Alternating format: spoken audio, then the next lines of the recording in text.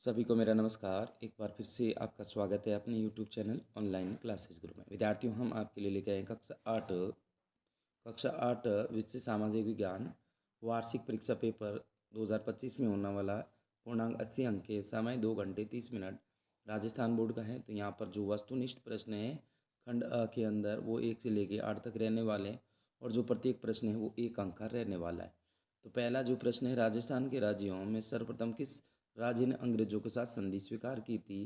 तो यहाँ पर सबसे पहले जो संधि स्वीकार की थी भरतपुर ने की थी 29 सितंबर 1803 में की थी। कब की थी? 29 सितंबर 1803 में। और सबसे बाद में जो की थी वो सिरोही था। कौन सा था? सिरोही था। तो इसमें ब फिलअप करना है, ठीक है। सिरोही ने की थी 1823 में। फिर ब्रिटिश भारत का इतिहास पुस्तक के लेखक है लॉर्ड कर्जन, जेम्स रेनेल, जेम्स मिल या लॉर्ड कलोजी? लॉर्ड डलहौजी। तो इसका करेक्ट आंसर होगा जेम्स रेनेल। नेक्स्ट देखिएगा, अपने को जंगल की संतान मानने वाली जनजाति कौन सी थी? बेगा, संथाल, मुंडा या कौन? तो इसका करेक्ट आंसर होगा बेगा। फिर नेक्स्ट देखिएगा, भारत में सर्वोच्च न्यायालय की स्थापना हुई थी। तो भारत में सर्वोच्च न्यायालय की स्थापना यहाँ पर गलती से ये 1750 है लेकिन 1950 होगा। भारत में सर्वोच्च न्यायालय की स्थापना 15 अगस्त 1947, 26 जनवरी 1950, 20 जनवरी 1920, 18 अगस्त 1983। तो इसका सही करेक्ट आंसर होगा 26 जनवरी 1950। फिर नेक्स्ट देखिएगा, नेक्स्ट यहाँ पर देख सकते हैं, राष्ट्रपति राज्यसभा में कितने सदस्य मनोनीत करते हैं? 10, 15, 12 या 25? तो यहाँ पर देखिएगा, जो है राष्ट्रपति राज्यसभा में 12 सदस्यों को मनोनीत करते हैं और लोकसभा में पूछे तो आपके 2 सदस्य होंगे। नेक्स्ट देखिएगा, मानव निर्मित संसाधन का उदाहरण है पुल, जो मानव के द्वारा सड़क, मशीन, उपयुक्त सभी। तो इसका करेक्ट आंसर होगा उपयुक्त सभी। फिर नेक्स्ट देखिएगा, निम्नलिखित में से नवीनीकरण संसाधन नहीं है? सौर ऊर्जा, पवन ऊर्जा, जल विद्युत या कोयला? तो नवीनीकरण संसाधन वो नहीं है, वो है कोयला है। नेक्स्ट देखिएगा, नेक्स्ट जो 8 नंबर प्रश्न है, राजस्थान में सर्वाधिक जनसंख्या वाली जनजाति मीणा, भील, सहरिया या डामोर? तो इसका उत्तर करेंगे मीणा। क्या करेंगे? मीणा। नेक्स्ट देखिएगा, नेक्स्ट जो खंड है आपके ब रहने वाला, निम्नलिखित को सम्मिलित कीजिएगा। दीवानी, सिपाही, शेर मैसूर, वॉरेन हेस्टिंग। तो यहाँ पर देख सकते हैं शेर मैसूर के नाम से जाना जाता है टीपू सुल्तान को, और सिपाही और वॉरेन हेस्टिंग। तो यहाँ पर वॉरेन हेस्टिंग हो जाएगा भारत का पहला गवर्नर जनरल। और फिर यहाँ पर देख सकते हैं सिपाही, जिसे सिपाही कहा जाता है, दीवानी यानी भू राजस्व वसूल करने का अधिकार। नेक्स्ट देखिएगा, नेक्स्ट यहाँ पर जो प्रश्न है 10 नंबर, हाँ या ना में उत्तर। तो किसी क्षेत्र विशेष में लोगों के आने जाने को प्रवास कहते हैं? तो ये सही हो जाएगा। विश्व की नदी घाट या घने बस क्षेत्र में नहीं है, तो ये भी हाँ हो जाएगा, राइट हो जाएगा। जनसंख्या वृद्धि की दर विश्व में अलग अलग है, तो ये भी सही हो जाएगा। औद्योगिक क्षेत्र में रोजगार के अवसर प्रदान करते हैं? तो यहाँ पर इसका जो उत्तर करेंगे, यहाँ पर देख सकते हैं, इसका उत्तर आप करेंगे, क्या करेंगे?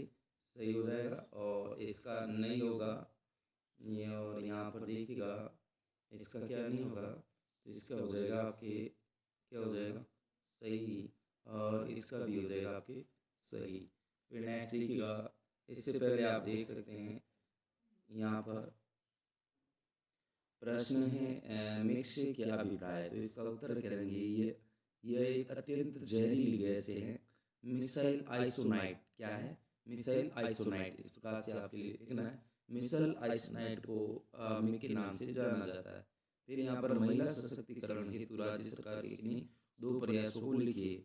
यहाँ पर लिखेंगे राज्य महिला आयोग का गठन किया गया था 15 मई 1999 में, और महिला स्वयं सहायता समूह कार्यक्रम। फिर नेक्स्ट देखिएगा, नेक्स्ट जो 13 नंबर, अंग्रेजों के विरुद्ध गुरिल्ला युद्ध करने वाला विद्रोही नेता कौन था? तो उसका नाम लिखेंगे तांत्या टोपे। यहाँ पर क्या लिखेंगे? तांत्या टोपे। क्या लिखेंगे? तांत्या टोपे, ठीक है। यहाँ पर और मिक यहाँ पर मिथाइल आइसोनाइट। नेक्स्ट देखिएगा, नेक्स्ट जो प्रश्न है, सोने चांदी के आभूषणों और रत्नों के लिए विश्वविख्यात केंद्र कौन सा है? तो यहाँ पर जयपुर में जौहरी बाजार है, कौन सा है? जयपुर में जौहरी बाजार। फिर नील की खेती से मिट्टी के उपजाऊपन में कमी क्यों आती है? तो इसका उत्तर देखिएगा 11 नंबर जो प्रश्न था उसका उत्तर ये अत्यंत जहरीली गैस मिथाइल आइसोनाइट है, जिसे मिग के नाम से जाना जाता है। 12 जो नंबर प्रश्न था उसका उत्तर लिखेंगे राज्य महिला आयोग, महिला स्वयं सहायता समूह कार्यक्रम, फिर तांत्या टोपे, फिर जयपुर में जौहरी बाजार सोने चांदी के आभूषणों और रत्नों के लिए विश्वविख्यात केंद्र है। फिर 15 नंबर जो प्रश्न था, नील के पौधे की जड़ें जमीन में अंदर अधिक गहराई तक जाकर मिट्टी से अधिक पोषक तत्वों को अवशोषित करती थी और इससे मिट्टी के उपजाऊपन में कमी आती थी तथा उस जमीन पर धान या दालों का उत्पादन संभव नहीं रहता था।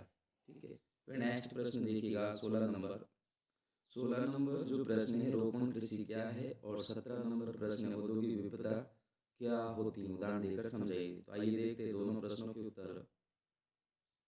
यहाँ पर इसका उत्तर करेंगे रोपण कृषि वाणिज्यिक कृषि का एक प्रारूप है जिसमें एकल व्यापारिक फसलें जैसे काजू, कौवा, रबड़, गन्ना, कपास, गन्ना उत्पादित की जाती है। इसमें बड़े पैमाने पर श्रम और पूंजी के साथ परिवहन साधनों की आवश्यकता होती है, क्योंकि कृषि उत्पाद का प्रसंस्करण खेतों पर या आसपास कारखानों में किया जाता है। नेक्स्ट जो 17 नंबर प्रश्न का उत्तर देखिएगा औद्योगिक विविधता का अर्थ उद्योगों में तकनीकी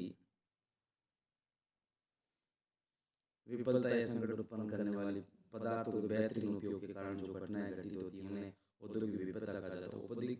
औद्योगिक विफलता का उदाहरण है 3 दिसंबर 1984 को भोपाल में घटित भोपाल गैस त्रासदी। फिर नेक्स्ट देखिएगा वुड डिस्पेच जो प्रश्न संख्या 18 है।